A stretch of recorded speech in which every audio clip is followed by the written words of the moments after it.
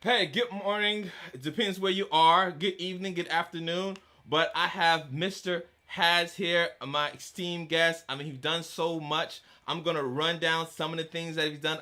I'm not gonna capture it all from the Netflix projects, from doing like a project on Project Luxvix, from doing commercial projects, from just I guess a traditional film to doing animation projects to doing I guess you would call it real time animation, and like he's cutting edge. He's got a new project I would definitely want to get into.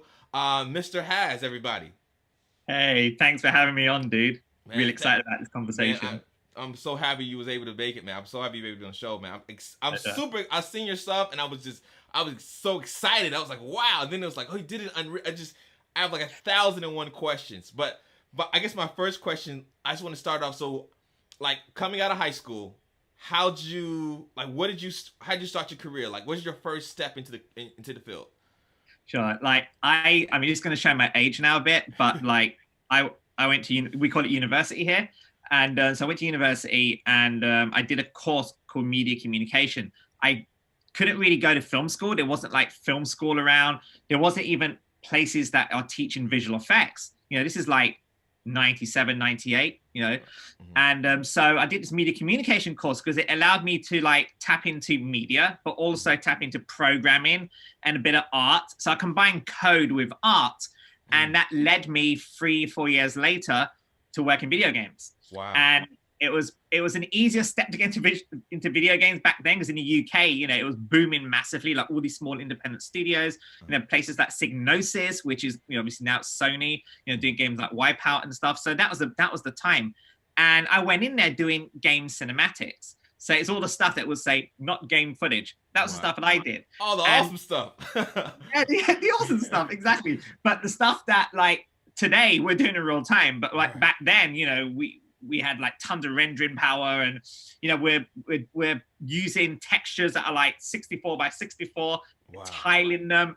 So I guess that's where my guerrilla filmmaking came from, because we're so used to working at a very tight resource when it comes to Right. video games. We're talking about PlayStation 1, Mm-hmm. Dreamcast, and then come up to like PS2, GameCube, and all of those, when we slowly then got into sort of like in-game cutscenes, which weren't very good. But Right. what I really quickly realized after several years of doing that, I was making mini movies in a video Wow. game world. Like, when I just work in the film industry. Yeah. So I was working at a company called Codemasters, which was they do video games like Colin McRae Rally, Flashpoint, and I decided to put my showreel together. So my showreel at the time had tons of like CG cut sequences, like fast Right. cars and action and motorbikes and all that Right. stuff.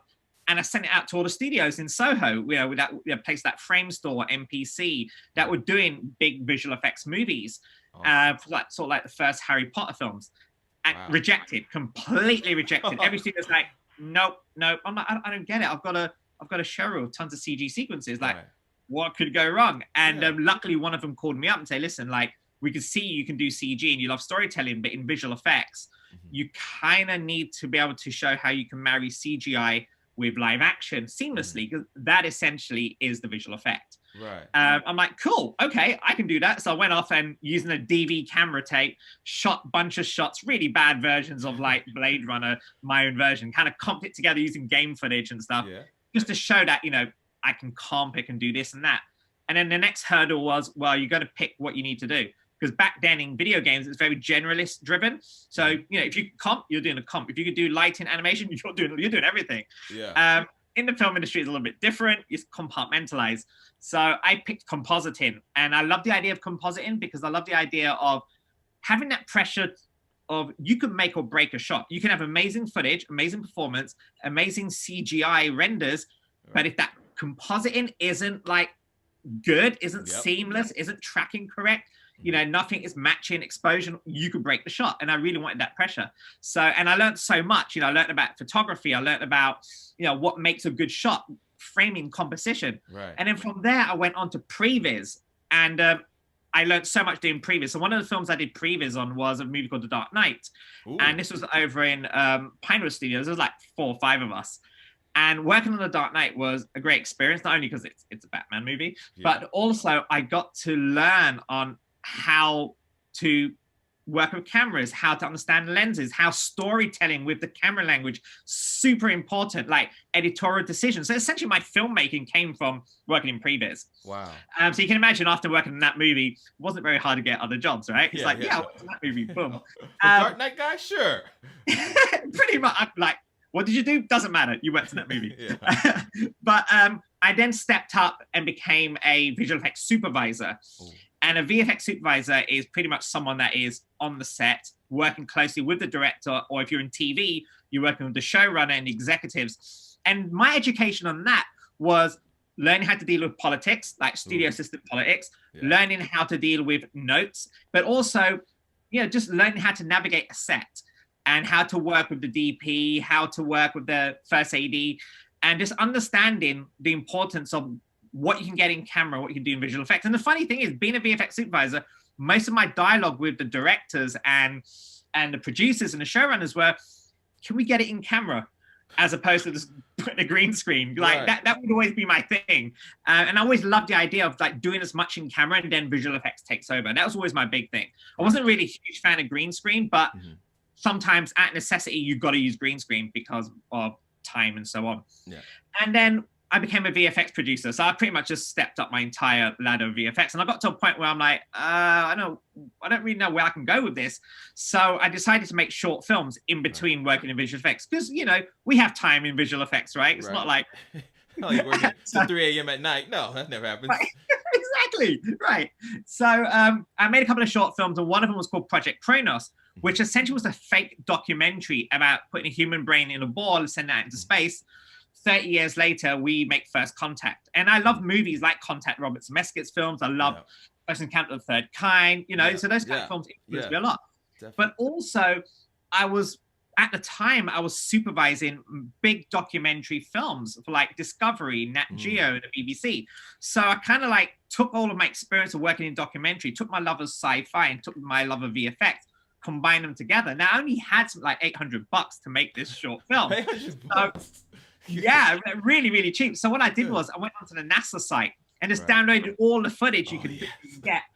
Got a couple of actors. That was pretty much what the money was used for.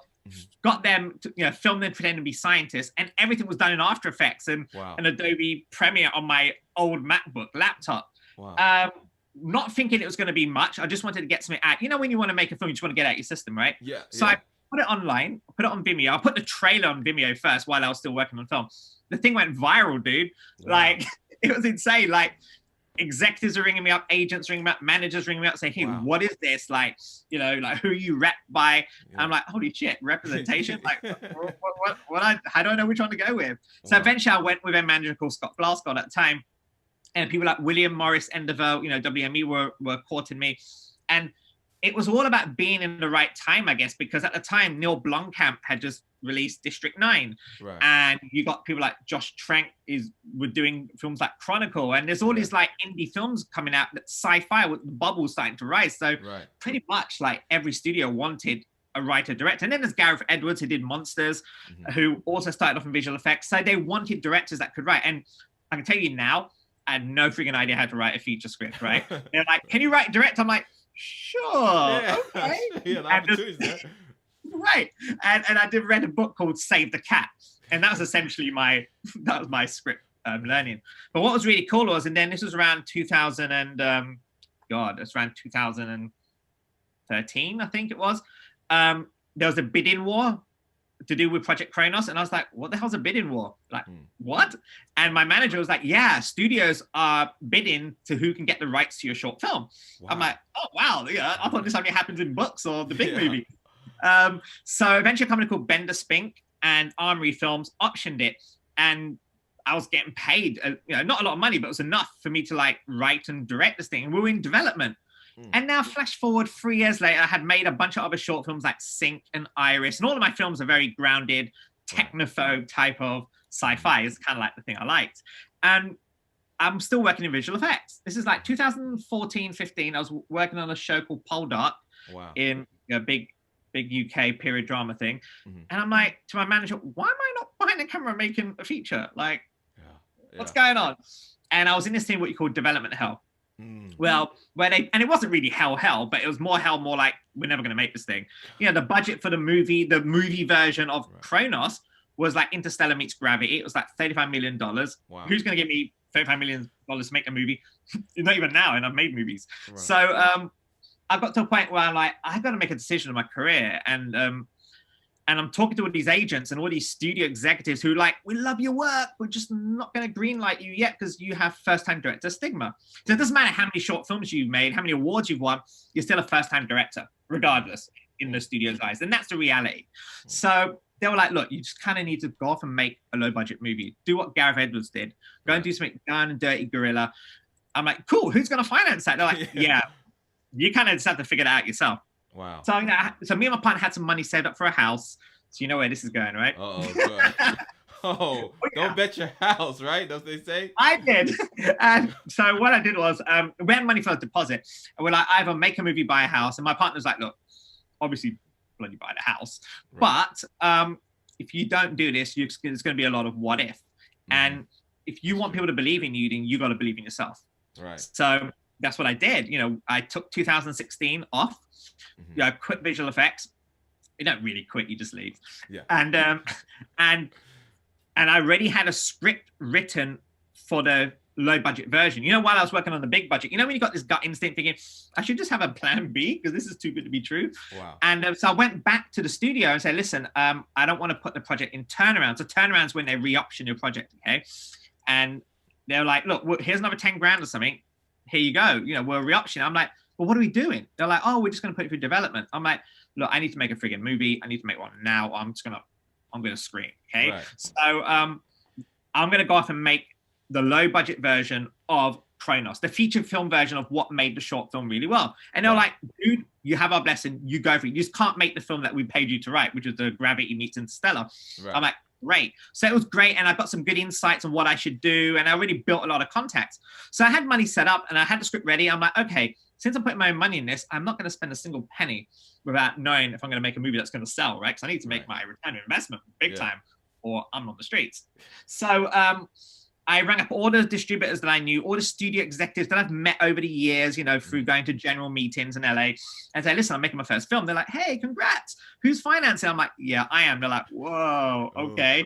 So here's some hard truth. And basically I was like, what are you guys looking for in 2 years' time? I knew that it will take 2 years before your movie gets made, right, or released.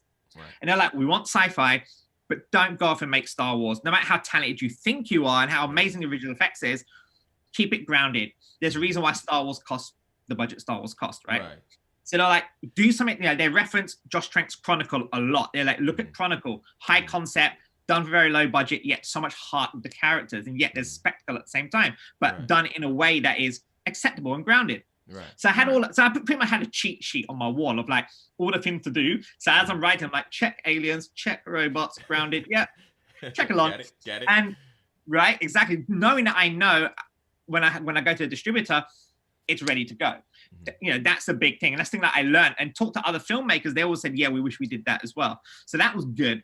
So I spent all of 2017 working on it and we shot it. And long story short, it came out 2018 and it was number 2 in the iTunes charts next to Blade Runner 2049 and Wonder Woman. No big name cast. And I think, again, it's timing. It really is about timing. There's a film that is a fake documentary, yet there's so much heart and it's female led as well. And it's kind of weird because if you look at all of my projects, they're all female driven. And it's not a conscious thing. I think, you know, a lot of journalists ask me later on, go, hey, you know, all your shorts had female leads. Your features got 2 of your features. You know, my second one with Katie Sackhoff from Battlestar, female lead. And I'm like, what's that about? You know, I'm like, you know what it is? I think subconsciously, I grew up watching movies of heroes that I love, which is like Ripley from Alien, Sarah Connor from Terminator 2. So for me, it kind of instinctively like female driven because I can write around those sensibilities because I love those heroes. So, and it's just good timing as well, right? So, and then my second movie got greenlit. And this was one with Katie Sackhoff, and that ended up being on Netflix as well. Then I ended up directing this thing for Disney, and it's kind of weird because you look at my stuff, it's dark, right? Like proper dark. And then you get Disney going, hey, we got this thing. It's about a talking car and some girls. Do you want to pitch on it? And I'm like, well, it's not every day I get the pitch of Disney, right? So I took a week off. I made this 50-page pitch deck Bible. This is based on a one-page about it. There's no scripts because it's super NDA, but I kind of guess what they were after, like the Knight Rider vibe with kids.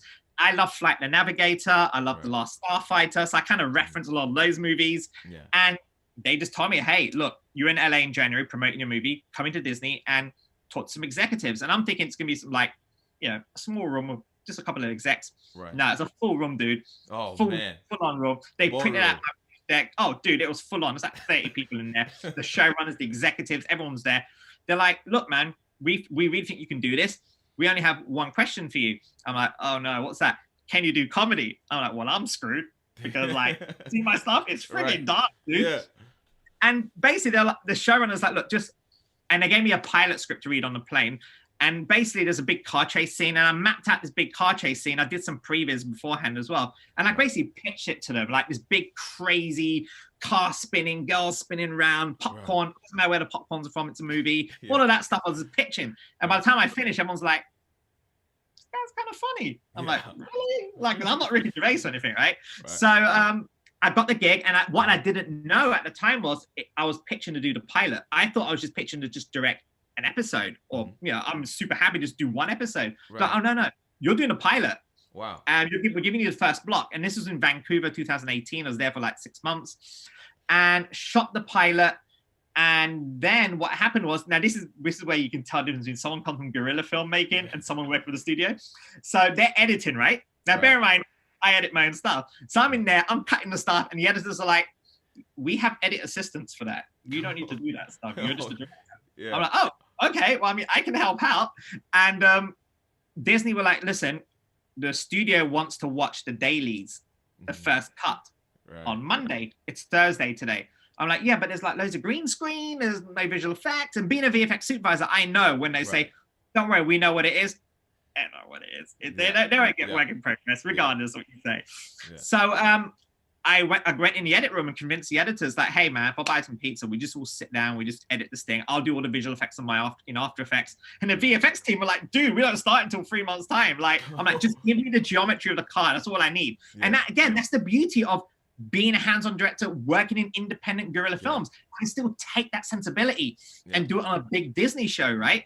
Yeah. So Monday happens, they screen it. I get a phone call going, how finished are those visual effects? Because we didn't budget visual effects yet. Right. I'm like, no, these are slap comps. They're like, some of it's pretty good. I'm like, no, they're all slap comps. They're like, shit, you've mapped out the entire show. Right. So they kept me on, and they kept me on to shoot the last block, and I became an executive producer on the show. Oh, man, that's awesome. All because I decided not to follow the usual way of making films. I just was, whatever it takes, man, I want to get the best version out there.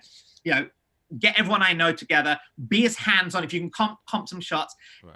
I just didn't treat it like I was directing a Disney show. To me, it was like, oh, I've just got a bit more money, more bigger teams. Right. I'm still going to do the right thing I do. And I really hope I don't lose that way of making films, because, you know, as you know, the bigger studios you get, the more money and power you get. So right.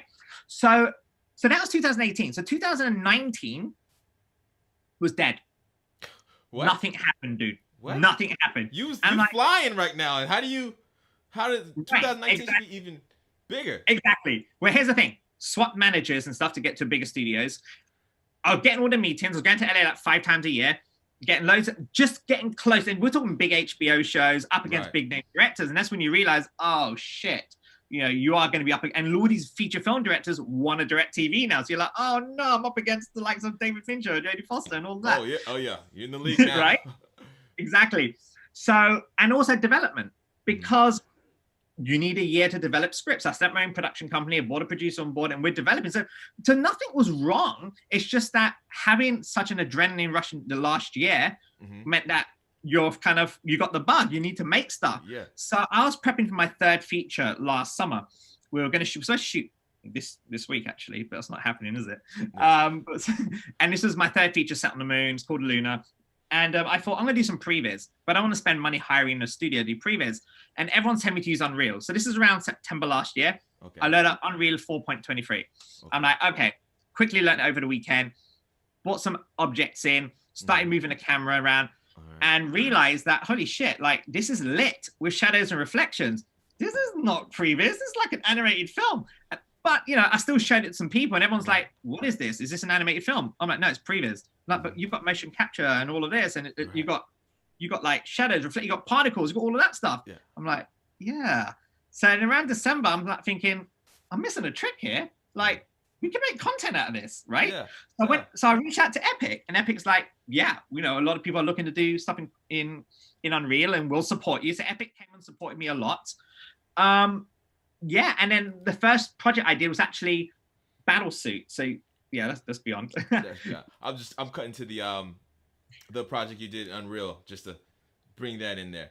It's when you was talking about it, when I seen it, I was like, oh, it's an animated project. It's an anime. I did not think Unreal, because animated is anime if you think about it, right? Yeah. So I'm like, oh, okay, this is really cool. You know what I mean? Because I come from the anime, I love the anime and whatnot. So and then I look into it and I say, oh, it's done in Unreal, and then it's like, okay, what technically is it, right? Is it a real time animation? Is it, because I'm like, visually, no, like the outside the industry, they don't care. It looks awesome, it's good, it's 3D, it's Pixar, right? That's what they say. Yeah. So it's weird kind of world, and it's real time, and you're rendering, and it's the immediate feedback, and I feel like the immediate feedback gives you time to make small tune adjustments and whatnot, because it's such a visual world, and it's such a hype world, and it's like, oh, I could live there. I don't want to live there, but I could see myself. Oh, it's a world. It didn't feel like some animation feels like you can see it blocked off, but it's a real world. And then the robot shot, I was like, man, it's not out yet. Oh man. So the story behind that was in January I did a pilot called Battlesuit. And that was my first foray of really doing a commercial project using Unreal Engine. Quite risky, but I did it. And it was okay. It wasn't perfect. It was rough around the edges. We knew there's things we needed to fix and stuff like that. But the producers of Mutant Year Zero, so it's a company called Pathfinder, and they're in LA. They own IP for video games. And they reached out to me and said, listen, man, like, we saw what you did with Battlesuit. We've seen your work. We're looking for a director to take a video game and turn it into a movie. Like, what are your thoughts? I'm like, if I'm going to do that, I want to have the blessing of the video games studio. I want to go off and make a film that is not respectful to the game world, but also I want to work closer to game developers. They're like, wow, they're going to love that. And there's a company in Sweden called Bearded Ladies. They gave me lots of swag. They gave me obviously the art book, but they also gave me the PS4 game. And the first logo I saw when I booted the PS4 game was made in Unreal. So I'm like, hold up. Wow. Does that mean if I take some of your Unreal Engine scenes and kind of like mess with it, I can essentially take what you built already. You spent years developing all this content, assets, and we all know assets is the big thing, right? Things like the robot. There's no way I would have built that from scratch with just me and two guys. So we took as much as we can. There was a lot of work we had to do with the game, because obviously the game is told from a perspective point of view. We're right up close. So we spent like 2 months up-resing everything, 4K, 8K textures, remapping the face to get morph targets and all of that stuff. Right. And then I just went in and just pretty much had fun and made the movie that was in my head. And I basically pitched them Mad Max Fury meets Rogue One. That was essentially my pitch. Wow, that's awesome. You said me and two guys. So are you saying your essential team? It's echoed in my brain. Like, so you saying your essential team to do all this is you and two guys? Yeah. So if you watch the making of Battlesuit, you'll see there's a little setup showing me and these two guys. So yeah. So basically, when I'm directing, when I say I'm a director in Unreal, it's not like a traditional director where they're doing all the prep and then they go on set and direct the actors. No, directing Unreal is pretty much you're in Unreal. You're pigging virtual camera. You're blocking the shots out. You're triggering of explosions. You're doing all that scene creation. Right. And then I had one artist called Andrea Tedeschi, who's this amazing CG artist, worked with me for like years. He did all the environment builds. All these environments, that's Andrea building that. And we took a kit bash approach. So we took kit bash 3D elements. We built some stuff, put it together, and just had fun kit bashing. The grass is just stuff procedurally generated.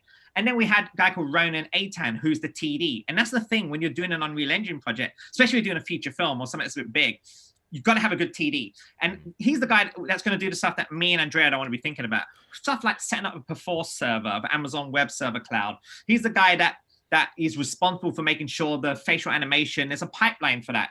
And at the moment, we're now moved into tapping into Reallusion and Unreal. So, get the pipeline for that. So he's our pipeline guy, but he's also an artist. He's not just a tech guy. He's the one that go in and make sure our ray tracing is looking right, our anti-aliasing is looking smooth, and all of that stuff. But essentially, yeah, it's free. It's free people. Yeah.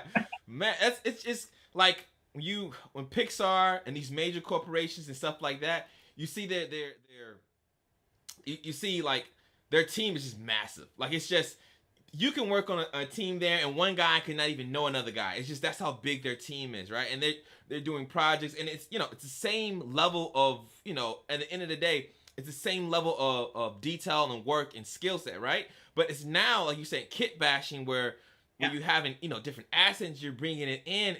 It's just amazing how, because coming from the film background, you've seen like the big budget sets kind of shrink down, right? So you've seen them go a little indie, right? You see them go from like 60 guys on set to like maybe like 30 guys and maybe like 5 guys in a room that's really doing the core stuff, and then they break down. And then I've seen from the music video place, it's like the budgets were huge and it shrinks. So it seems like a lot of things are shrinking down, but it feels like now with Unreal and Reallusion, these companies are helping to shrink down the animation studio. Not only they're doing this, like, because before, like, ate myself, but it was rendering was like almost impossible. Like I can't render that out. I have to either send it to a render farm, which I don't have the budget for that, and even the previous, like, rendering a shot, like, well, like, render a shot, let me go to lunch and come back, see what it looks like. It was like Ghost doing it. So now with like Reallusion and Unreal, that real-time feedback to be able to render out and see, oh, I don't like that, or to do a shot and be rendered and done, like, you know what, I want to redo that and from another angle, and it's like, it's real time, so the render is like, I end up just burning through hard drives. Absolutely. But dude, even from the business point of view as well, but like, because obviously Mutant Year Zero, I mean, what we released was early footage. A lot of people, like IGN basically, which was amazing, they actually, kind of like announced it. They were like saying it's the first trailer, and we're like, no, it's a first look. But I felt like, because I got so much from the amazing community, on the Facebook virtual production groups, Instagram, and there's all these people just amazing. I see some of them already, like Jeff Rivera, for example. I see him there.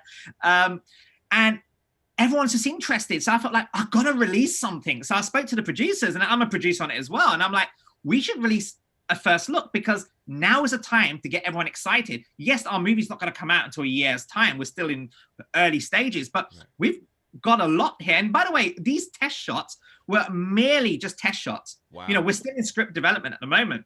Wow. And basically the producer's like, well, why don't you take this time just to find the style you want and do some pre-production? But the thing about Unreal Engine, there is no pre-production. Yeah. It's like, when you put it in the shot, in the scene, you're like, that's what you're gonna get. What you get, right?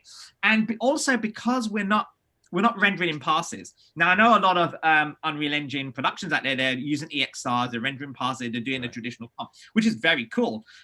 And again, I come from compositing, so I feel like I'm gone to the dark side here, but like, I like the final pixels. I like the fact that it's what you see is what you get. And then you put it in Resolve and you do a color grade and you do all the bells and whistles, but essentially what you see is what you get. So which means, if an executive decides to come back and say, listen, we screen tested it, the audience really want to see more wider shots or want to see more of this character, it's not like, oh God, we have to go do reshoots or anything. It's literally whip out Unreal, put a new sequencer file in, move your camera, boom, you got your shot. And that's a game changer. And that is, in a way, democratizing animation in a way.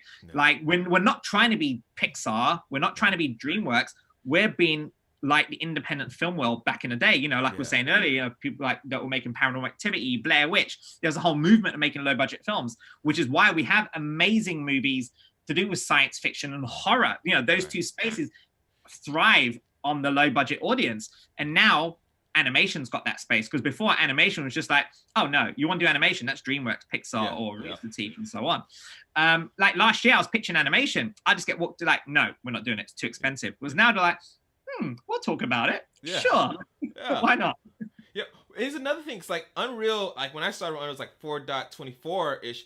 And then the updates are just so fast. It's like you can be working on a project and then they got a new movie render out. And that changes with the anti-aliasing feed. And I don't have to have any code or anything like that. So it changes. And I'm hearing about they're having new rigs added to it. They're having some post-rate rigs. It's like they keep they're updating. So you might be working on a project midway through, and they have like, oh, this helps us to do such and such, or add this. Even like, because when I was working on my project, the big thing was like hair. I was like, oh my god, how am I gonna get like hair? And so then they come up with an update. I swear, maybe like a week later, we have hair. So I go in there. I don't even have to change my process. I just add my hair, attach it to my rig, and boom, I have hair. I'm like, wow. Then like and then traditionally when you're doing it in like a traditional 3D render, it's a lot of things are not like with the fabric, and you kind of got to bake it out, and you lock your simulation on that. Now it's so real time. It changes the way you do things. Like it's like a whole real time ideology. And then when you're done with a project, I was talking to the other guy, and he was like, when you're done with a project, you can just do a movie, and then you can reuse those assets and do like a 3D experience or an AR experience or VR experience. You don't have to like, okay, let's drag some files and hope it connects and hope the textures line up. No, you just take that and reshape it to a whole nother project, an AR or a VR experience. Yeah. And I mean, I started my AR way back in the days. We were doing like camera tracking on type of paper for this like paper company. You take your phone up there in a trailer to play. But now it's like the capabilities are just limitless with VR and AR headsets. It's amazing where we are right now. It is, and you know what the cool thing is, dudes? Like the way Unreal is going, like you said, like 424, we were rendering out of like movie capture, right? Right. And then 425, we got movie render pipeline, which is what Mutant Year Zero is, and it made a big difference. And now you got like character rigging. You can go off and start rigging. Was back in the day you had to like buy plugins and stuff. Yeah. And then you got Niagara. Let's not forget Niagara. All those effects you saw in Mutant Year Zero, all the fire, all the demolition. There's a bit where the character crashes through the wall. That stuff back in the day, you had to run a sim and then bake it and comp it. I'm moving around an Unreal Engine scene with dynamics, fire, flame, ray tracing, all of that. And I'm doing it on a Razer laptop as well, by the way. I'm not doing it on a massive machine. Yeah. Wow. So, I mean, that just kind of shows you. Yeah, because I've got like a tiny apartment, so I don't have space for like a big... I'm thinking you have like a gigantic tower over there that just sounds like an aircraft when you turn it on. Just a Razer laptop. No, I have a Razer laptop, but I recently got a chassis and a Razer Core chassis, so I can then put in an NVIDIA Quadro RTX in there, which means I can then swap out the graphics card. That's all it is. So I can literally pick my stuff up, go somewhere else, and continue making the movie. So that, again, logistically, you don't need a big studio. And everyone works remotely. Everyone's using Dropbox, everyone's using Perforce, Amazon Web Server. Everyone's communicating via Trello, or similar, or Evernote. You can literally... And that's the cool thing about this as well, man. It's the fact that I can literally, if I see an artist online and I love his work, I can reach out to, hey, dude, I've got this other project. Do you want in? Wow. Whereas before, it's like, you got to have a studio. You got to do the recruitment process. And already you burnt a shit ton of money before even making a single pixel on screen. Whereas now it's all going on screen. And I think that's the democratizing part of Unreal Engine and where we're going. It's like talking about virtual studios now. So technically, you can hire some guy in California and you work in LA, in New York, and you can be all over and have a virtual. You just see anybody say, hey, you have time, you have availability, this project interests you, let's get on board, and you can have it's weird that you have a virtual studio, and then you can have some HR person from another part of the world and just all come together on a project. And I think no longer are the days of like gotta go traditional recruitment. Now it's like I think social media plays a huge role in what you, because that's how I came about your stuff. I mean, of course, after I seen the trailer, I was like, I gotta find who this guy is, and the story just kept going deeper and deeper. But like even with social media, to be able to reach out and have conversation with someone who's using a similar your Zack tool or similar tool or process, and you can like learn from each other and it's like the knowledge base, and of course traditional knowledge is always going to play and stuff like that, but with the new technology coming out, there's new ways of doing things that are making it a lot more accessible for a lot more people. So I think it's just amazing time to be in. And the thing is, like, I feel like 6 months from now, there's just gonna be a whole new way of doing things. Like, it's just not a whole new way, but it's just like it's going further down the road. There's gonna be a new Unreal that's coming out. There's gonna be new updates to Real Illusion. There's gonna be new updates to Maxon, whatever software you're using. Blender's coming like updates every 2 weeks. That's what it feels like. But I think it's such a like, okay, if I start now and if I run into a problem, it's going to be a different way of solving it tomorrow. You know what I mean? Versus the traditional way of doing it. So it's a crazy time to be in. I think you tapped into a really important part though of why this is becoming more of like a revolution and a really great revolution. It's because of social media. Like I know tons of artists back in the day wouldn't put their work online. You know, back in the day we had forums, right? They wouldn't put stuff on forums because people would just rip it to pieces. Whereas now, I think, you know, obviously you're always going to get trolls on YouTube. They're always going to be there. But like in terms of like certain Facebook groups where you know there's people that are in that group are there for one reason, to learn, to inspire, and to inspire other people as well, and to share knowledge. And you start putting stuff out there, and then you know you put on a shot, and there's a glitch in your shot. Someone go, "Hey man, I love your shot, but hey, I noticed there's a glitch. You know you can fix this because I did it like this." Wow. I'm like, holy shit, like that helps massive. But also like I was discovered by Pathfinder because I put on Battlesuit online, and I post a lot of stuff online. So I think like, you know, as a filmmaker, you're not just a filmmaker, or you're not just an artist, you're not just a director, but you're your own PR person as well. You're your own producer in a way. And, you know, and the good thing is you don't have to wait. I mean, I have an agent, I have a manager, and I love the pieces and everything. And they're always there getting me all the meetings. But at the end of the day, I don't have to rely on them. You know, I know that, you know, I'm in control of my destiny. It sounds like Star Wars here, but I'm in control of my destiny. You know, I'm going to make this animated short, going to put it online. I want to make more animated content. People reach out to me, hey, we love your stuff. Would you be interested? Already, you've done all of this business just by putting your stuff online and being relevant and sharing. I think that's powerful, and that's all part of the movement, I think. Right. Because you're right. Social media has played such a huge role. It remove a lot of the gaps. You know what I mean? So you can go straight to like from person to person versus like, I got to talk to the studio and who's behind the studio. And a lot of times, not only that, these major studios and these Marvel execs and whatnot, they're actually on social media and they're responding. You know what I mean? Because I said a comment like, man, I really like the way he did it. He's like, and the guy, he's like, yeah, it took me 2 hours to work on that. I'm like, wow, the actual person who worked on that had immediate feedback, and I was able to have that dialogue. And I'm like, man, it's just, what programs to use? I'm so curious. Like, I use A, B, and C. And then he was in a whole paragraph of all the details. Like, man, it's even better. So it's like, now you're able to reach out to people behind the scenes who actually, because before it was like you would see the people in the front, you wouldn't really get to see the people who actually did the work. Like, who's the guy who said, okay, who designed, who's the creative director, what's the team look like? And then if you really want to do a deep dive, like ArtStation, they have all the guys posting their work, and the IMDb, you can get somebody's name, Google the IMDb, it'll pop up on their Twitter. You can have an immediate conversation if you want to give them immediate, like,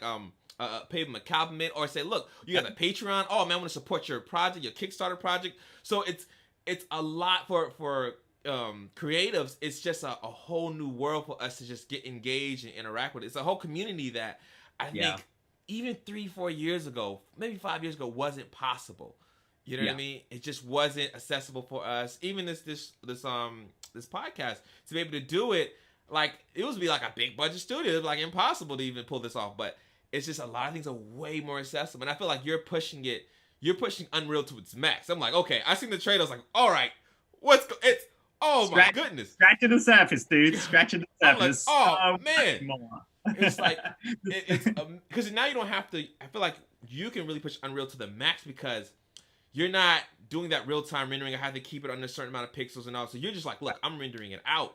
And so you really see the capabilities of the software and like and just like, I know you knew Niagara and the wall jumped in and the character, and then I was like, oh my goodness, what the? And then another thing is, I noticed like looking at your project, and I was always like, man, this is what I'm talking. This is the type of stuff I want to see.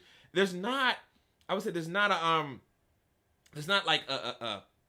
nothing in I would say you're out there, just to be honest, you're out there by yourself. There's nothing close to it. There's nothing like, okay, who's doing something similar to this, right? Adult animations, but like animations for older, I guess, adult animations. It's like, there's Pixar and there's their warm-hearted stories, but there's no huge field for like this. It should be like a genre, I guess I would say. You're right, absolutely. And I think you've hit the right word there, genre, because that's one of the things when me and the producers of Pathfinder, we were like saying, we have something really cool here. We just don't know which box it fits in. Right. You know, because we could say it's animated, but people are going to assume it's like, you know, when people say animation in the industry, they expect something like Archer or Ren and Stimpy or 2D. If you go CG, they're like, oh, Love, Death and Robots. Whoa, that was super expensive. You're like, well, no, it's got the Love, Death and Robot vibe to it because it's CGI.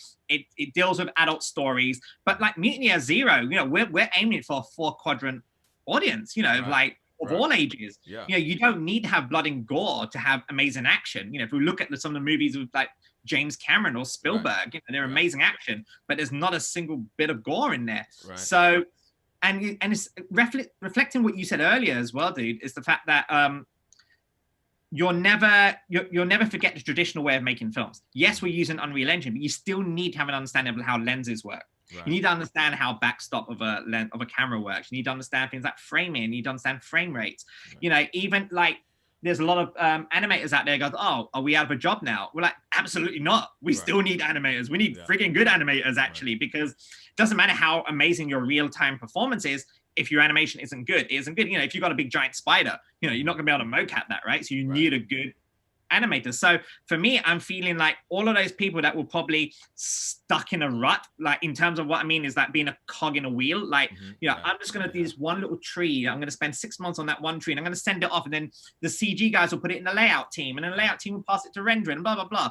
Now that one guy or girl that's building that one tree goes like, hey, I could put it in Unreal myself. I can light it and see how my assets looking. And now they're not just the artist who built the tree. They're responsible for putting that tree in the scene and see how it works. And it was all part of the filmmaking process. And I think that will always be there. I think traditional ways of making film, the legacy of making film, the knowledge of making films will always be there. The roles will always be there. It's just stepped up massively now. Now everyone can get their fingers in and have a go. Yeah, it's amazing. It's amazing. Even like I'm doing my mocap capture and I'm like, I know I can't jump on top of a building, but I'll jump. Then I'll go ahead and mocap, you know, just retime and reanimate. And now I'm doing, my leg doesn't jump up there. I can't kick that fast and whatever. So I just go there and reanimate it. And I just do the dry movements and have, you know, go in there and really fine tune and all that. And it's amazing. I was even thinking about doing like a VR. And when you're doing yours, do you use a VR set? I mean, can you talk me through, because you had a controller, then you had like I think an HTC Vive on there. And then you have like a camera. Not even that complex, dude. Like I haven't even tapped into the VR stuff, which I'm really excited to do, because I feel like I could probably physically be directing on a virtual set, like, you know, like moving stuff around. That'd be strict. I mean, that's how Jon Favreau done it in Lion King, right? But it'd be good to be able to take that on an indie level. No, for me, the only virtual production element was getting my iPad, live link into Unreal, and just moving a camera around. And now I've got like a virtual rig that I can put on my shoulder, because I realize when you hold an iPad, it doesn't feel like a real camera. It feels a bit too floaty. Right. So we got a rig now where I can just hold it like this and put my iPad on and I can move it around. And I'm like, holy shit. Like, I know I miss being on set, but this is just as good as being on set, because now I'm moving around an environment. I've got my scene on loop in sequencer.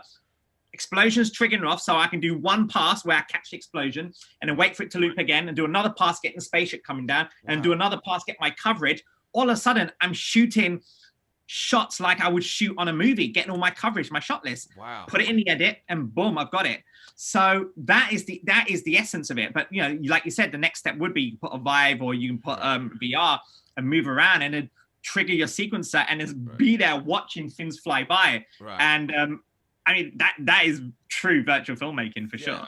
I mean, the capabilities are amazing, you know, for the future. It's just like you're tapping into it, and I know you're still diving deep and stuff. Like, you feel like you scratched the surface, but I feel like when I seen that, like, okay, it triggers something like, okay, I feel like I'd be like a madman outside with like an iPad, just like, hey, I get these shots with the sound in my ear, because now you can go wirelessly on your headphones and this, and you can be anywhere, or you can wirelessly send that signal to some guy on a half across the world, and he could be shooting your scene as you're animating it and stuff like that. And then I feel like if two people put on a suit, and then I know this might be too far-fetched, but two people put on a suit and you got a virtual camera, you can technically record your actors in two different places. You know what I mean? And if they both have VR, AR, and like the capabilities of virtual filmmaking, and then taking those assets and doing something else amazing with it, is just, the future is crazy. You're right. I mean, you're right, dude, because here's the thing, man. Like Unreal Engine, one of the big things they've put in is a thing called multi-user session, where you can have more than one user in an Unreal scene. Now, at the moment, from what I've seen, we're using that on actual live virtual productions where multiple artists can move stuff around while we're shooting on an LED display screen. But going off what you're saying, you know, you can have one artist, say in New York, another artist in New Zealand, got a mocap suit. They all load up the same scene on that one proxy server. Right. And both the characters are in the scenes. They're in the same world, except the performers are elsewhere. Yeah. And then you could be directing the actors that you want, that is right for the part. You're not hiring actors because of location, convenience, right? So, and that is the excitement. And then for me, I'm thinking, oh my God, now I have so much access to literally anyone that I feel, wow, your work's amazing. I have the opportunity to work with those guys, or at least I have the opportunity to approach them. Whereas before I was like, no, there's no way I'm going to get them to come over here. Because, you know, it wasn't real time. We don't have things like this. But also, you know, the other thing, man, it's COVID. You know, COVID, most obviously, it's a horrible thing that's happened. Terrible. People died and all of that. But, you know, if there's a silver lining, if there is, you know, the silver lining would be that it's open the executives, you know, the dinosaurs of the industry, the ones that are like, no, I'm not going to take a video conference call. You have to fly to LA and take that 10-minute meeting just to see if you're right for the job. Or, you know, you've got to, you don't have to do that anymore. You can just jump on a call and have that real-time conversation. But, you know, what I've been doing recently is on Zoom, I share my screen. I have Unreal open and I'm moving stuff around. And then and the artist will switch to his screen. Oh, hang on, I've done this. And all of a sudden, it's like we're literally in the same room in a way, virtually. So that is, again, that's amazing. Because and then on top of that, even if you do all that and you're like, you know what, I wish I had a different angle. You could 2 a.m. in the middle of the night re-record that whole scene as if they were still recording it live. So it's it's such a, and I feel like, you know, 5 years into the future, like when it becomes in consumers' hands, we're all gonna live in this virtual world. Like I feel like, I know it's been science fiction for a while, but I feel like now it's kind of possible. Now I can see people putting their headsets, walk into a virtual world, or, you know, and then they can kind of interactively live. You know what I mean? If we can do this right now, then maybe 10, 15 years later, I feel like it's possible. I reckon in the future we're going to be in like a Ready Player One scenario. Where, you upload you go in your avatar, you start making films in a virtual world as an avatar. You know, you're screening your movies in a virtual world. I mean, think about it. Fortnite has kind of done that already. They're starting to do premiere screenings of certain films. You know, the big Travis Scott concert. You know, that's early days, but I can already see in this, like, it's working. You know, they have so many. I don't know what the numbers are for Fortnite, but apparently it's huge. It's mad. Huge. It's massive. It's massive. Man, oh my God, we can go on for days, but I know you gotta get back to what you do. I mean, I would love to do a part 2 in the future. Absolutely. Just to get some. I feel like there's so much. I mean, we didn't even get to what Elon Musk is doing with the tap into his head. It's like we can tap into that and have a whole other conversation. But man, I really appreciate you coming out, you know, on Zoom and sharing your knowledge and the fact that you're in missing the project, and I know you got ETAs and deadlines and KP. I know you're probably flooded with work and sleeping at 3 a.m. in the morning and whatnot. But man, I truly appreciate what you're doing. Your work is truly inspiring to the whole community. I hear everyone talking about it. I know that they're so excited just to be able to, you know, hear you from just to get a chance to, you know, just vibe you out and while you're in the mix of it. You know what I mean? I feel like it's super awesome, man. I really, really appreciate it. So thanks so much. I mean, dude, it's a pleasure, and let's do a part 2. I can see, like, the people are down there saying let's do a part 2. So I think the audience wants it, and I think we should do it. Definitely. So man, I appreciate it, and everybody, thank you guys. Thanks.